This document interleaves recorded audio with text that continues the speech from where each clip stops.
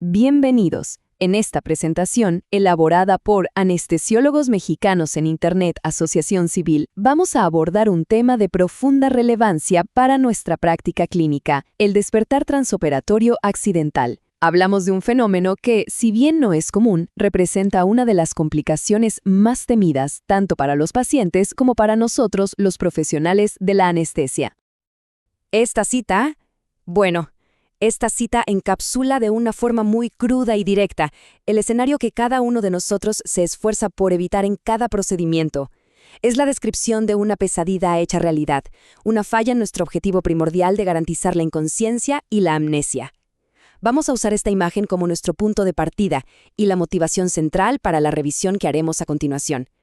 Como mencionamos, esta es una presentación posible gracias a Anestesiólogos Mexicanos en Internet, un espacio fundamental para nuestra actualización continua y la búsqueda de la excelencia profesional. Bien, para guiarnos en este tema tan complejo, hemos estructurado la presentación en 6 puntos clave. Empezaremos por lo básico, definir con precisión qué es el despertar transoperatorio. Luego, analizaremos su incidencia real y los factores de riesgo. Después, nos adentraremos en las herramientas de monitorización. Pondremos un enfoque especial en la anestesia obstétrica, revisaremos un caso clínico muy aleccionador y, finalmente, hablaremos de nuestro manejo y deber profesional ante un evento así. Perfecto. Pues comencemos con el primer punto, la definición. Y es que establecer una base terminológica precisa es absolutamente fundamental para poder comprender, diagnosticar y, sobre todo, comunicar adecuadamente este evento adverso. El término formal y el que debemos usar es despertar transoperatorio accidental.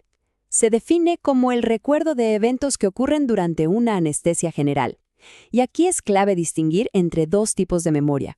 Por un lado, tenemos la memoria explícita, que es el recuerdo consciente, detallado, como escuchar una conversación o, peor aún, sentir dolor.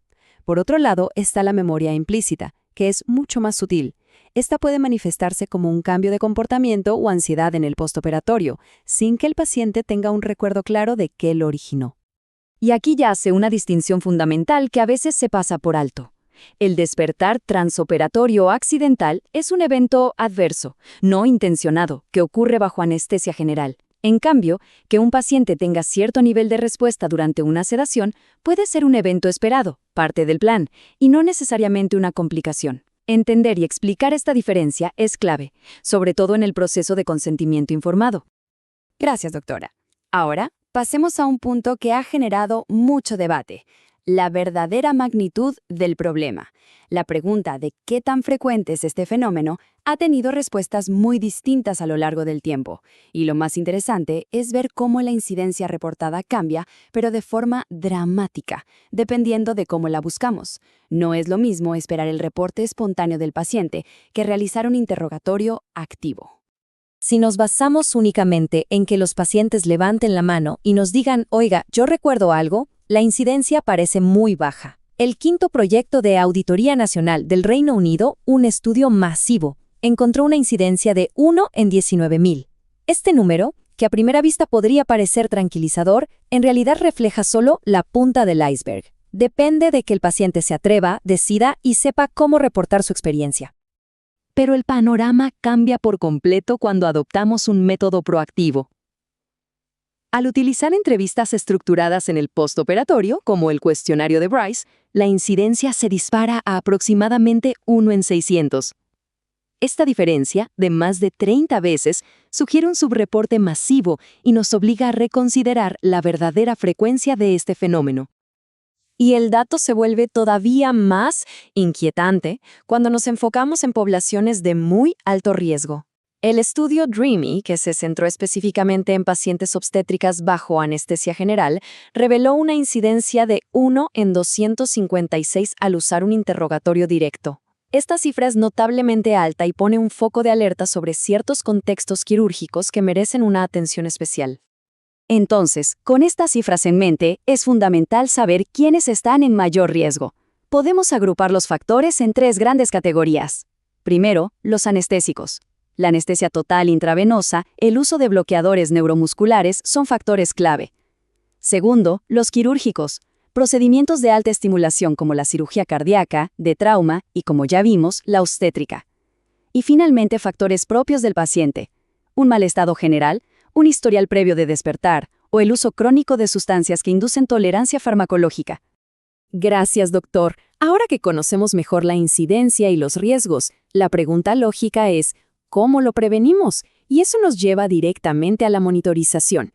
Y si bien es cierto que hoy contamos con herramientas tecnológicas muy avanzadas, la interpretación clínica y la vigilancia constante siguen siendo, y esto hay que subrayarlo, insustituibles.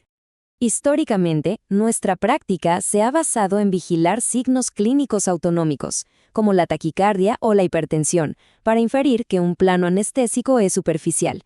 Sin embargo, su fiabilidad es muy limitada. Pensemos en cuántos de nuestros pacientes toman betabloqueadores o en las dosis de opioides que administramos. Estos fármacos pueden atenuar o incluso abolir por completo estas respuestas. Un paciente puede estar consciente y a la vez hemodinámicamente estable. Justamente por esa poca fiabilidad de los signos clínicos, la electroencefalografía procesada surgió como una herramienta verdaderamente prometedora. Monitores como el índice biespectral nos ofrecen algo que antes no teníamos, una ventana directa a la actividad eléctrica del cerebro, que es el órgano diana de nuestros fármacos. Nos permiten, en teoría, medir de forma más objetiva la profundidad anestésica. Pero para usar estas herramientas correctamente, es fundamental entender qué estamos viendo. Vamos a hacer un recorrido práctico. En un paciente despierto, antes de la inducción, el monitor mostrará un índice biespectral por encima de 90. El trazado del electroencefalograma se va a caracterizar por una actividad de alta frecuencia y bajo voltaje, y la frecuencia de borde espectral será superior a 20 Hz. Este es nuestro punto de partida. Ahora inducimos la anestesia y vemos cómo todo cambia. Bajo una anestesia general adecuada, el objetivo es mantener un índice biespectral entre 40 y 60. El trazado se transforma. Ahora vemos ondas más lentas y de mayor amplitud, con un predominio claro en la banda teta. La frecuencia de borde espectral disminuye alrededor de 10 Hz. Esta es la morfología que buscamos, la que es consistente con un estado de inconsciencia. Y si profundizamos aún más el plano anestésico, podemos llegar a un patrón muy característico de brote-supresión. El índice biespectral caerá por debajo de 40.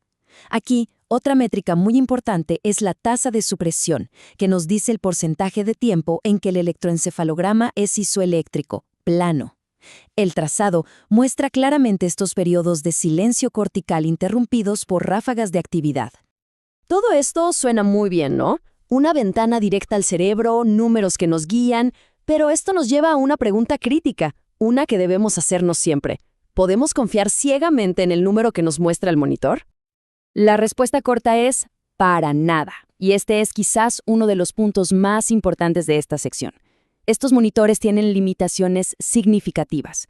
Son muy vulnerables a artefactos como la actividad electromiográfica o el electrocauterio. Ciertos fármacos, como la ketamina, pueden arrojar índices erróneamente altos. Por todo esto, la conclusión clave es la siguiente. En caso de duda o de discordancia, la interpretación del trazado crudo del electroencefalograma debe prevalecer siempre sobre el número procesado. El número es solo una guía, no una verdad absoluta. Gracias, doctora. Ahora vamos a centrar el foco en un área de práctica que, como ya vimos, presenta un riesgo particularmente elevado, la anestesia obstétrica. Y para ello, vamos a apoyarnos en el estudio DREAMY, un trabajo de referencia que nos ha dado datos de un valor incalculable y que, de hecho, ha modificado nuestra comprensión y manejo en este campo.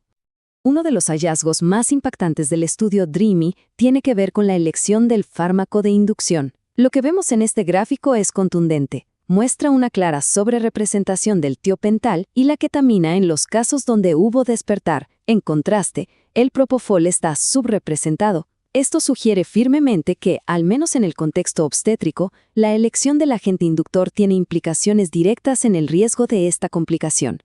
Otra pieza clave del rompecabezas es saber en qué momento de la anestesia es más probable que ocurra el despertar. Y los datos no dejan lugar a dudas. El 75% de los casos en la población obstétrica ocurrieron durante las fases más dinámicas de la anestesia, la inducción y la emergencia. Esto subraya que son los periodos de máxima vulnerabilidad, donde nuestra atención debe ser máxima. Pero el impacto no termina en el quirófano. Las secuelas psicológicas pueden ser devastadoras. Y aquí es donde las cifras se vuelven realmente escalofriantes. El estudio DREAMY cuantificó este impacto. El odds ratio, o la razón de momios, de desarrollar trastorno de estrés postraumático después de un episodio de despertar en esta población fue de 42.1. Esto significa que el riesgo es más de 40 veces mayor. Es un número que nos obliga a reflexionar sobre la gravedad de las consecuencias a largo plazo. Gracias, doctor. Para que todos estos datos y conceptos cobren vida, nada mejor que analizar un caso clínico real. Uno extraído directamente del estudio DREAMY. Aquí vamos a ver cómo convergen los factores de riesgo y las decisiones farmacológicas en un escenario práctico y, lamentablemente, real. Les presento el caso. Tenemos a una paciente de 32 años, con un índice de masa corporal de 27. El escenario es de alta presión. Se trata de una cesárea de emergencia que se indica por un fallo en el bloqueo epidural. Esto obliga a una conversión urgente a anestesia general.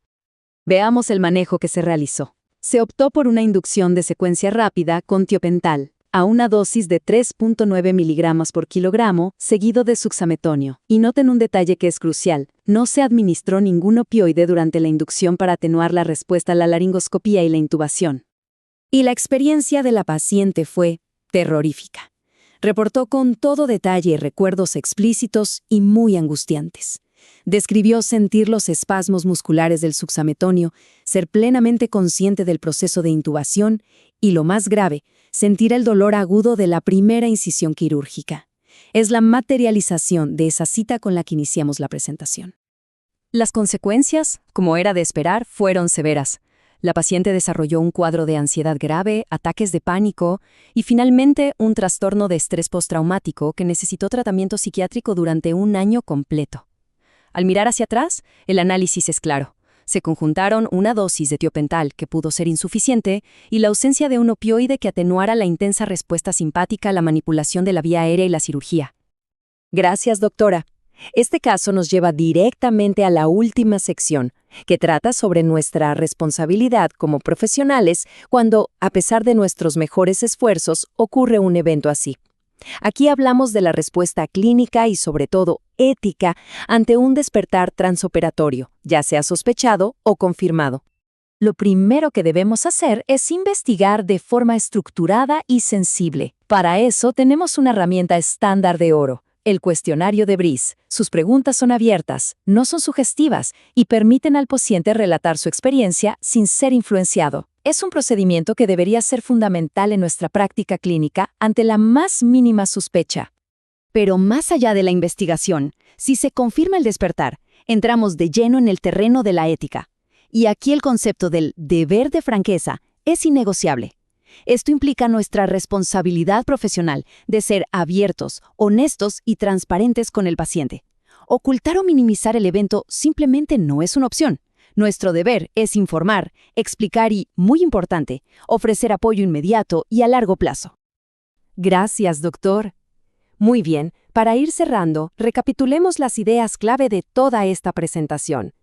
Primero, la incidencia del despertar transoperatorio es mucho mayor de lo que sugieren los reportes espontáneos, y la anestesia obstétrica es un área de riesgo excepcionalmente alto.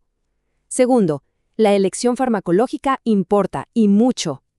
Tercero, en la monitorización, el análisis del trazado del electroencefalograma es superior al valor numérico aislado. Y finalmente, un punto que no podemos olvidar: nunca se deben subestimar las secuelas psicológicas. Y todo esto nos deja con una pregunta final, una que no tiene una respuesta fácil y que nos interpela directamente en nuestra práctica diaria. Sabiendo que la incidencia en anestesia general para cesárea es de 1 en 256, es hora de modificar nuestro proceso de consentimiento informado para incluir explícitamente esta posibilidad. ¿Cómo equilibramos la necesidad de informar sobre un riesgo material sin generar una ansiedad innecesaria? Es una cuestión compleja, que sin duda merece una discusión seria en nuestra comunidad médica. Muchas gracias por su atención. Esperamos que esta revisión detallada haya sido de utilidad. Y agradecemos nuevamente a Anestesiólogos Mexicanos en Internet, Asociación Civil, por haber facilitado la creación y la difusión de este importante material académico.